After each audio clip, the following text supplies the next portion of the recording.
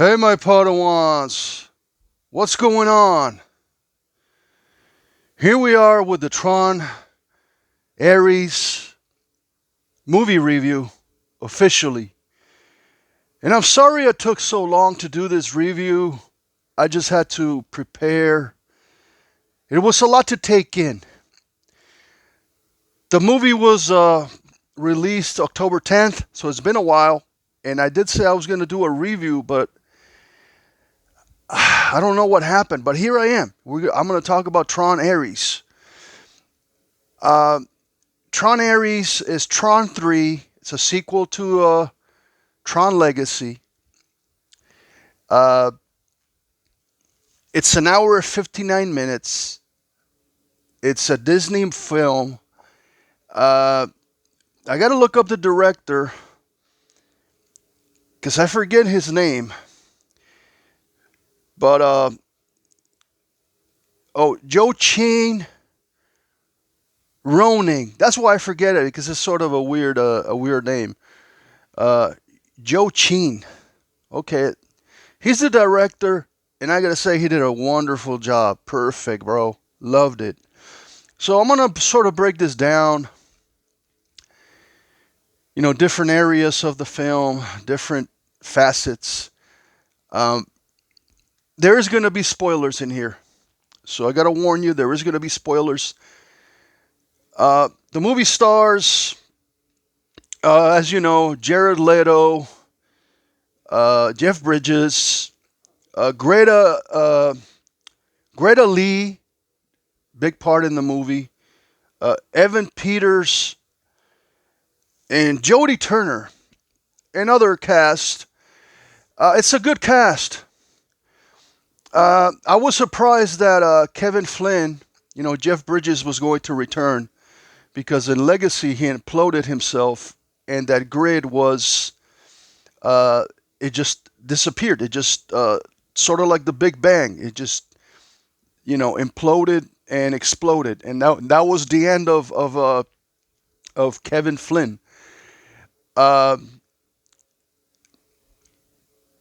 I gotta say, Sam Flynn and Quora are not in the movie, but I will give you a sort of a spoiler at the end. They are referenced, but let's talk about the soundtrack. 9 Inch Nails. Wow, bro. Woohoo! This soundtrack was incredible, and I wasn't really a big fan of 9 Inch Nails. I was like, whatever, but they really get into the mood, into the rhythmic electronic music. So when you go into this movie, expect it to be loud with music. The soundtrack takes over the film, as it should be with the original music and Daft Punk in the original. So if you haven't seen it yet, I suggest you go see it on IMAX because the soundtrack is like 30% of the movie. Okay, it what makes the movie amazing. Uh, let's talk about the Disney special effects. When it comes to Disney and pre-production and special effects and designs and like the recognizer and the light cycles and the whole world of Tron in the grid and in this case in the real world, Disney is doing great. Disney does great on Disney Plus with all the shows they do on Star Wars, Andor, Ahsoka, Skeleton Crew. Their special effects are beautiful. I haven't seen anything that looks really bad. The colors are amazing. So there's no complaints when it comes to special effects. There's no complaints when it comes to the music. It's just, you could tell they put a lot of time into it. And I'm glad they got this guy, this director, George Chin. I think he's a European. I'm not sure. But a big part of and let's talk about Disney. Disney is woke. Okay? Disney is gonna be woke. It's always gonna be woke. That's you can't help it. When the movie starts, there's a lot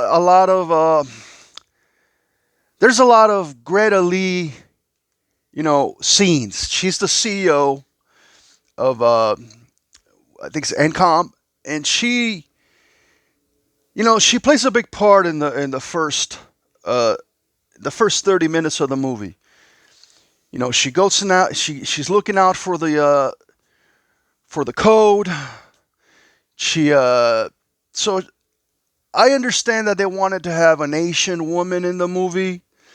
They also wanted to have Athena, the villain, a black woman in the movie, and they had a Hispanic guy, the assistant to Greta. What's her name? Eva Kim in the movie. Eva Kim.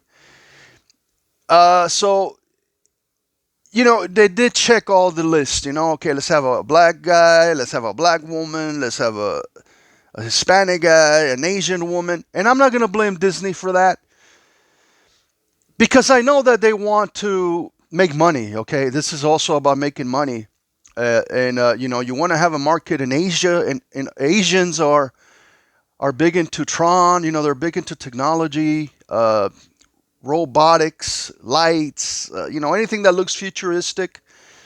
Japan. So they want to bring in the fans from Asia, and they also want to have bring in some African American fans, and they want to please everyone. Okay, that's what Disney wants to do. They want to target everyone, all the races, and all that. Now, I'm gonna give it a pass this time because I think it was a great movie, and Ares, Jared Leto, is the main guy, and he's basically like a Jewish guy. Okay, he's like Jesus. So, so I don't have a problem with that. Now, the only thing that kind of like sort of bothers me about the wokeness of the movie is it true that if you have a mixed races in the movie that you're going to get more money and more audiences? Nope, it's not true. It's the theory of DEI, right? Because in the original Tron, it was all white people, and we still love that movie. So you didn't really need a mixed race of cast and all these different actors. So it doesn't work, but that is the formula that Disney wants to do, and that's what they believe in. Uh, it never has worked. The original Star Wars, it was all British guys, it was all white people, and the same with Tron. So, but that's what they want to do, and I did not have a problem with Greta. Uh, she is a main character. She is a big part of the movie, and I thought she acted really well. Uh, and the reason I'm bringing her up is because when the movie starts, it's really all about her and finding the floppy disks and finding the code, the prominence code, I think they call it. It's just a code that can make the AI programs last longer in the real world. She's working on a project, sort of like Kevin Flynn, to transition, the grid into the real world, and I think that's very interesting. So that's what she's working on, and she manages to bring a tree, like a orange tree, from the grid into the real world. So she finds the code. Kevin Flynn has it in one of the floppy disks in one of the computers. I think it was like an old Apple. It's really cool. It's retro. So I really enjoy that part of it. But I'm just telling you, when you go see the movie, just understand that this Kim, this Eva Kim, this Asian girl plays like a big role. Okay, at the beginning of the movie, and even at the end, she's in the entire movie. She's basically like a co-host to Ares, to Jared Leto. Uh, Kevin Flynn has a small part and is really good. But let's go. Okay, so let's talk about. We talked about the wokeness, special effects, the music, the story. All right, the story is really awesome. Many years later, and Dillinger's grandson took over the company, and let me see, what's his name? Julian Dillinger, and he's the one running things, and so he creates a way to create these AI programs and bring them into the real world. And along with his mother, Gillian Anderson from the X Files, she kind of felt out of place, but it was good. It was good. So he opens the Pandora box and he starts bringing in all these AI programs from the grid, which we know if the grid is all red, we know they're bad guys. So he brings in Athena, the Turner character, Turner actress, and he brings in Ares and a tank. He makes a tank. He brings the recognizer. They do it on their own. But I thought it was interesting that, and I don't know how it doesn't really explain it in the movie. Like, how can you have sort of a 3D printing laser person like Ares come to the real world? Because in the original, I sort of understand how you can bring a real person into the grid in a digital form, because you're just taking a real person and putting them in a video game, right, to play the games. So I get that in the original, but in this is reversed. You're bringing in digital characters, and it's not really a video game, but they don't focus too much on video games in this movie, like in the original, like the Battle of the Discs and the cycle races and the combat tanks and all that. It's mostly a threat. They're coming into the real world. The door is open. Let's bring them in because they are the ultimate fighting machine. They're AI soldiers. So Dillinger wants to make money, I suppose, and he wants to be all powerful, and he's greedy, and that's why he's doing it. Okay. I mean, the story is not perfect, all right? I get it. I mean, you want to make it fun. So the prominence code, the Eva Kim lady, the Asian girl finds it. They go after her. Athena, the Jodie Turner character, she's really good. I think she's. I mean, I'm not a fan of her work or anything, but she's really good in this movie. I thought she did a great work. I mean, the acting is great. It's flawless, and that is always a reflection on the director. So I got to give it to this guy. All right. The movie starts out a little slow. Okay, then now we get to when it gets bad. Okay, Ares. Let's get a little bit into the deep of the story. Ares is the new MCP program. He's the lead of everyone, and so he's sort of like the new Tron. Spoilers: there's no Tron in the movie. He is the new Tron because he's an upgraded security program. Okay, so he's the new MCP. He does everything. He's in charge of everything because he's super AI. Okay, he can do whatever. And at the beginning, he follows orders from the maker, from the I would say like the wizard, because they do have like this giant head that's sort of like talking to him, and it kind of reminds me of the Wizard of Oz a little bit. All right, so and it's just Dillinger, Julian Dillinger, talking from the real world into the grid. So it is really interesting. I really enjoy this sort of sci-fi.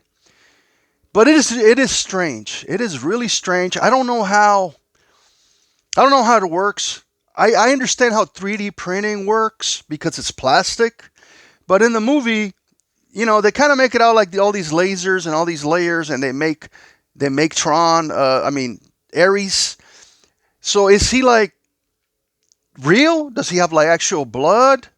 Is he a real person? I don't think he is. I think he's just sort of like a form, okay? Sort of like the Terminator in T2. Like, what is it, the T-1000? I think he's just a case, and he represents uh, a human. I don't think that he's really like human. Like he has like a brain and blood and a heart and all that. God, it can't. It's impossible. All right. But oh, hey, it's science fiction, right? It's science fiction. Okay, maybe he's a real human. I don't know. So what happens is Dillinger uh, keeps he brings him into the real world, and it's a big scene in the movie. And then he dereses him. He derez is when you destroy the body, and it dereses. It breaks up into little squares, and and then he can make them again, and he keep making them again, and make them again, and make them again, and he can make all kinds of things because he has this the 3D laser that can do anything and bring any program from the server, from the big computer grid into the real world. And okay, it's fun. Okay, and then they make a couple of light cycles and they bring those into the real world. But then the movie becomes really good. It becomes really interesting when Ares stops to follow orders and he starts feeling that he's human. And I know they sort of make fun of like, it makes a joke like, oh, you want to be a real boy, sort of like Pinocchio. And but I think he did want to be a real person because he studied a lot of because basically he's a computer program, right? So he studied a lot of Eva Kim's life, and he saw that there was in humanity there was love, and there was care, and that you shouldn't kill people, and that you should be a good person. So he started, the commands that Dillinger had, he totally ignored, and he went rogue, and he started doing his own thing. So that's when it gets interesting, when he runs off on his own, and he's on the run. Okay, and so he's a rebel. Okay, he's a rebel, and he's gonna do whatever he wants now. He's gonna save the girl, save the princess, and he does. And they both escape into the real world. And this is where the AI decides. This is like Dillinger had no control anymore. This is where the AI decides to become aware, and they start sending all these soldiers into the real world and a huge recognizer. All right, a huge recognizer into the real world. So there's this huge thing flying over the city. It's wild. And it shoots all these missiles, and it destroys the entire town. I know that he took part of that from like Godzilla. Okay, there's some references to Godzilla in the movie, I believe, and the Akira movies, or the Akira cartoons with the light cycles. But then they have this chase, which is really cool. The Kim girl, the Asian girl, they have the light cycle scene in the city, in the real world, and that's from the video game. If you watch the movie, that's from the video game because they have all the blocks, all these streets, and they're going around, and it's a real life version of the light cycle battles in the original Tron, also in Legacy. Man, this movie is amazing, man. This movie is amazing, and when you're listening to the soundtrack, it just hypes you up, makes you feel so good. And you don't really see Kevin Flynn until a little later. And I don't know if I want to say everything about the movie, but I will. Okay, Ares loves Depeche Mode. All right, and I love this also. He loves Mozart and he loves Depeche Mode, and there's a scene where they're listening to Just Can't Get Enough, and that blew me away. I thought, this is fucking epic. I want to see this again. And so he, they're chasing the guy that helps out the Eva girl, the Mexican guy. I can't remember his name. He's just the guy that carries all the equipment, and he's running around helping out. So they're able to send Ares into the original grid, a copy of the original grid from 1982. and they're able to send them in. And this is where you get the scene where you see the original light cycle, the original bit, the little bit. And Ares is in there, and he goes and he finds Kevin Flynn. And Kevin Flynn meets him. But this Kevin Flynn is the one, I don't know how the hell he looks older. I mean, if he's the original one from the original grid, he should have looked like Jeff Bridges from 1982, right? But no, he looks older than in the movie Legacy. How's that possible? Unless he transferred his digital code before he died in Tron Legacy into to another old grid. Maybe when he imploded, he had a backup. Maybe that's what happened. I don't know. But if it was the Kevin Flynn from '82, he should have looked, younger. But he looks older than the Kevin Flynn from Tron Legacy.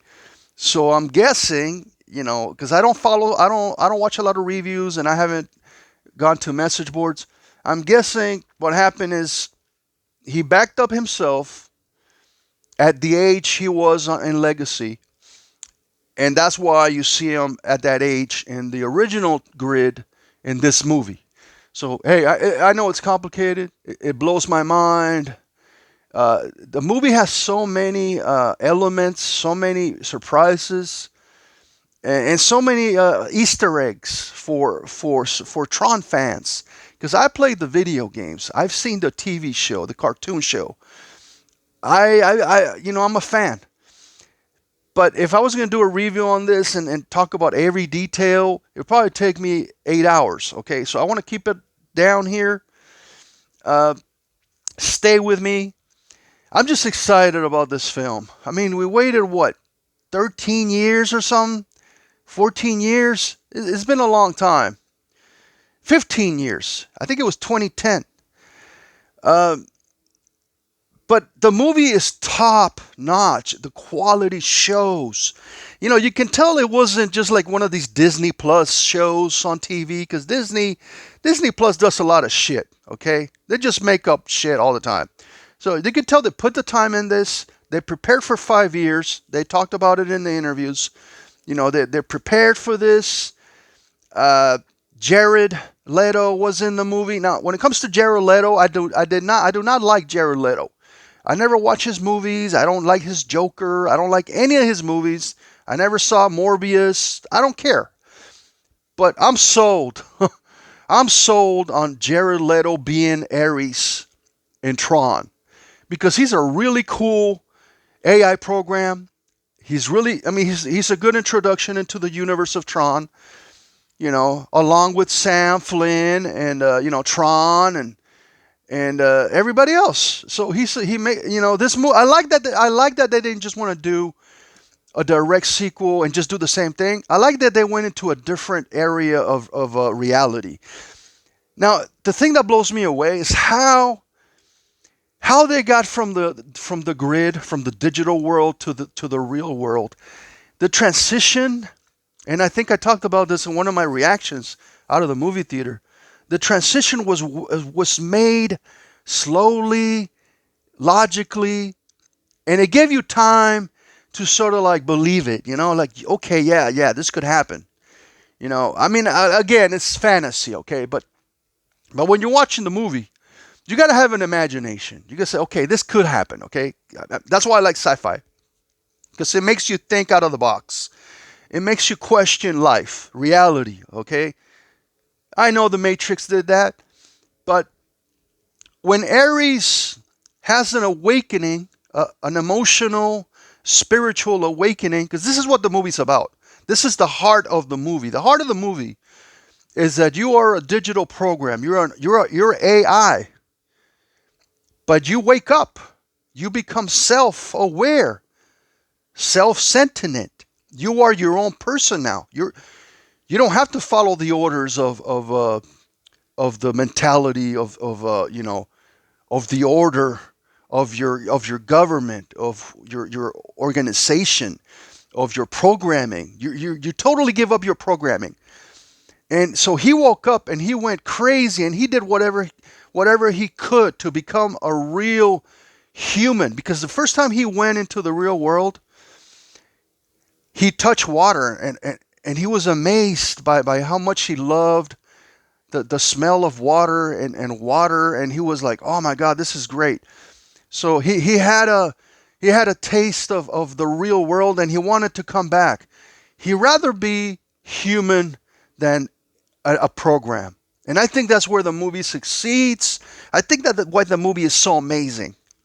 Because now you're saying, okay, go man, go. We want you to succeed. We want you to be real. All right? Yeah, forget everything about the MCP garbage, and forget everything about Dillinger, and just do your shit. Fight for the users. That's basically what it is. Okay, he's fighting for the users, but in this case, he's fighting for the human users, not the digital users. He's fighting for the human users, and I think that's great the way they turned it around. So the script is really good. And I know that it was produced by Steven Litzberger, the original director, so he had a little part of it. Now I'm sad that Tron was not in the film, but if you pay close attention, there's a guy dressed up at Tron in one of the crowds, like at they have like a video game convention, like an E4, and there's a guy dressed up as Tron from the original one. So okay, Tron is in the movie. I mean, he's just a cosplayer, but if you want to talk about it, you think about it, Tron is in the movie, but it's just a guy dressed up as Tron. I thought that was pretty cool. And then we have the original office from '82 as a museum piece in the NCOM building. So I think that's pretty awesome. Is it NCOM? Let me check again, because I could be wrong, man. Greta Lee, Eve Kim,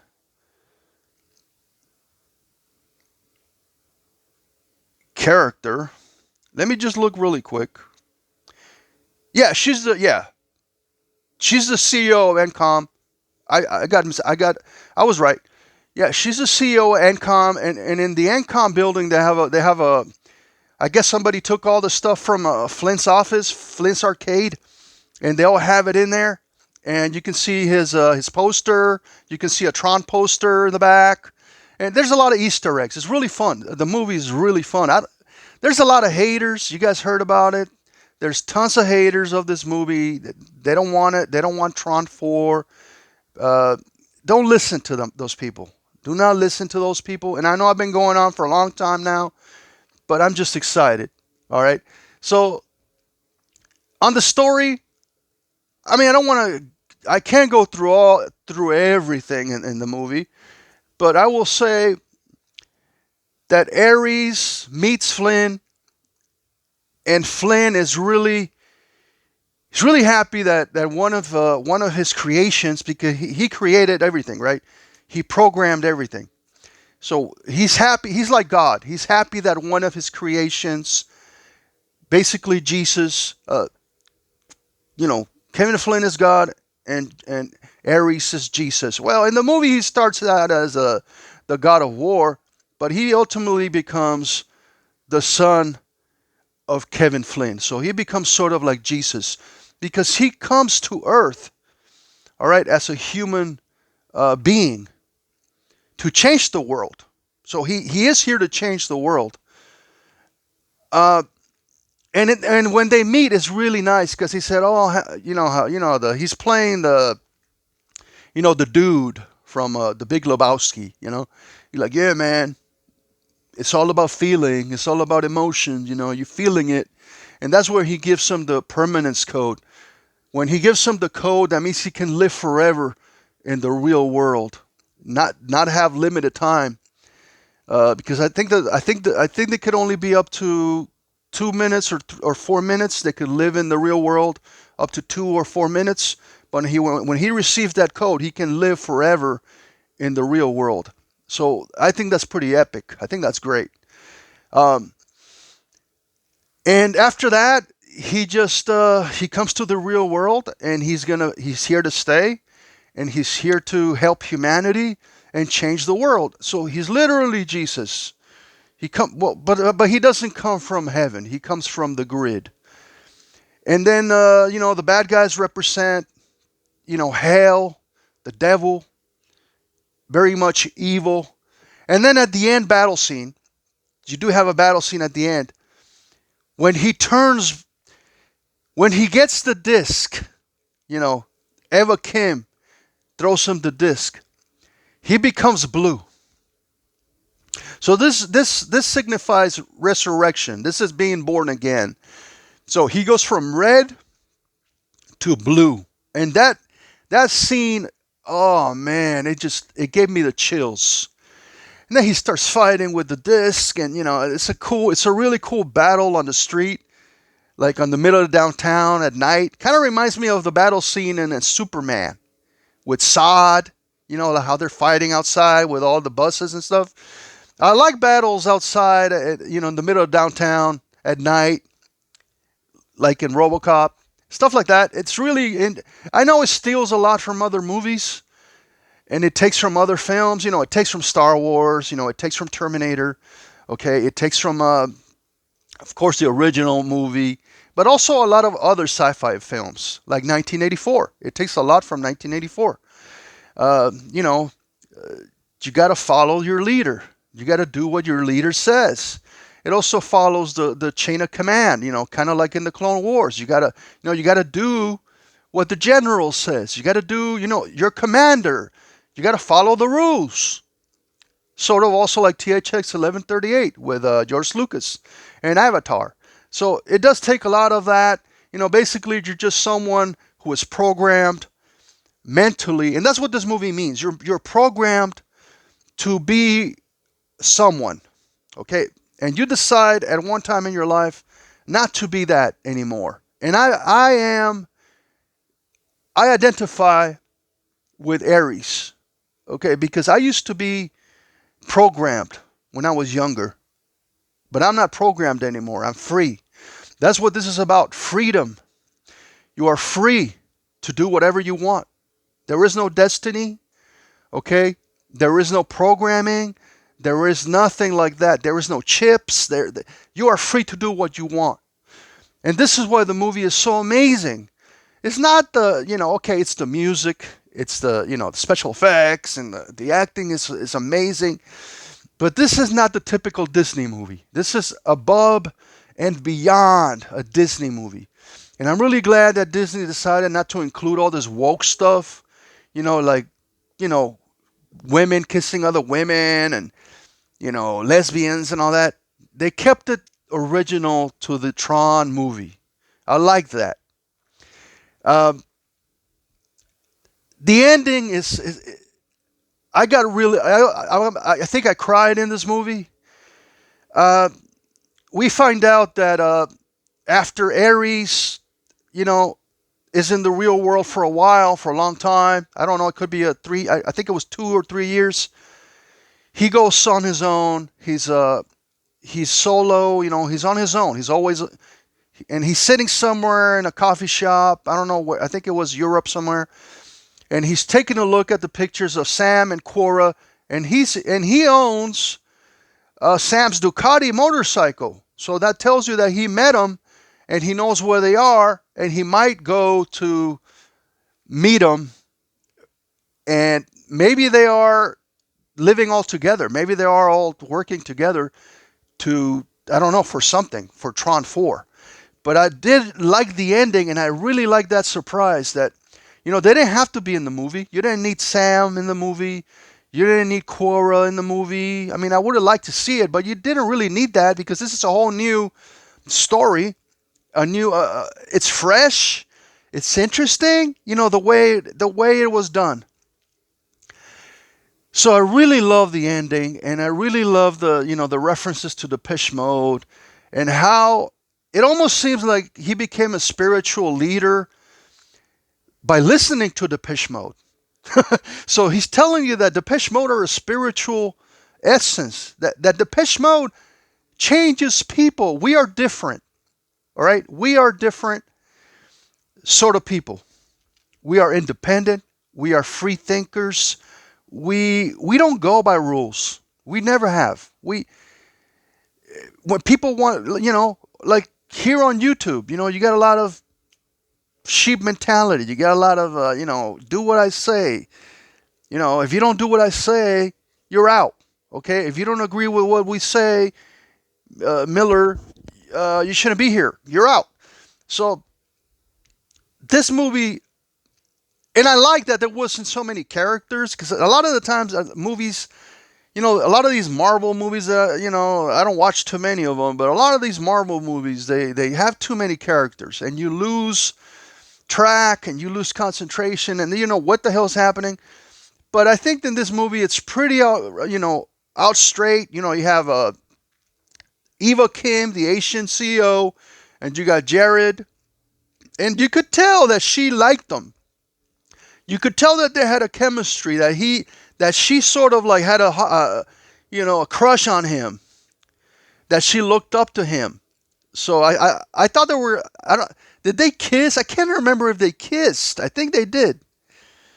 No, I don't know. I don't remember if they did, but you could tell that she really like, she was attracted to him, the way they were acting. I don't know, maybe I'm wrong, but it's just basically two characters that run the movie, Ares and Eva Kim.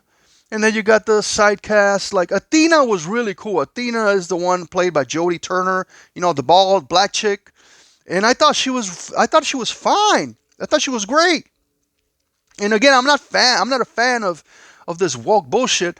But if you're gonna introduce, have the checklist of all these different races in a movie, at least use them properly. And I think this time they did use them properly. They're pushing the agenda to sell more tickets, but it did not hurt the movie. It did not. It had nothing to do with LGBT, nothing like that. And I know I've been going on for a while. I mean, who makes a movie review for 40 minutes, right? Who? I know. I'm just crazy. I'm just a freak. I'm one of a kind program, I guess. But I think that's all I can really say about the movie. It was worth absolutely the time, the price. Well, I didn't pay anything. I had a free ticket, but it was worth going to the movies to see it. Don't watch this on the television. Do not, whatever you do not watch this on a television. Go to the movies right now. Okay, believe me. Well, if you're just like a regular moviegoer and you don't know anything about Tron, you might not think it's such a big deal. But if you're a Tron fan like me, I was there the first day. I was there the day before it opened. I was there the night of the 9th of October. Uh, I am going to do a review on the buckets, on the popcorn buckets that I got. I did not get the light cycle bucket. That thing is huge. They didn't have it, and I heard that they were damaged, and they took them back, and they're trying to resupply them. They're basically pretty cheap, made in China, and they're trying to sell it for $75. That's sort of a ripoff. But I did get the other ones that I sort of previewed, that I posted images of, and I will review those. Maybe tomorrow, maybe the next day. I don't know when. I'll get to it. Again, I'm sorry it took me a long time to talk about this movie. I apologize to a lot of people that I kind of made it up like, oh, I'm gonna do a review right away, but I just needed time to soak my brain and think about this movie. Trust me, I've been thinking about this movie for 2 weeks, every day. There's not a time in my day that I'm not thinking about this movie. And I don't know, that's the way I am. I don't know why, okay? Uh, Special effects, 5 star, all right? Acting, 5 star. Well, I don't know if I want to do a 5 star, but I don't know if I want to do a 10 out of 10 stuff. The Jason Callan thing. I think I'm just going to give this movie 2 thumbs up. All right. That's all I got. I only got 2 thumbs, but way, way up, bro. Way up. Way up. Uh, Tron Ares, buy it. Go see it. Buy the soundtrack. Buy the vinyl. the 4K, support the movie, buy the toys. Hasbro's coming out with the toys. Buy the popcorn bucket. Let Disney know that you want Tron 4. Right now, everybody's saying it's canceled. I don't believe it. It's just a bunch of negative people bitching on YouTube, bitching about how this movie is so bad. Don't believe the hype. Trust me when I tell you this movie is fucking amazing. 2 thumbs up. May the force be with you. Goodbye.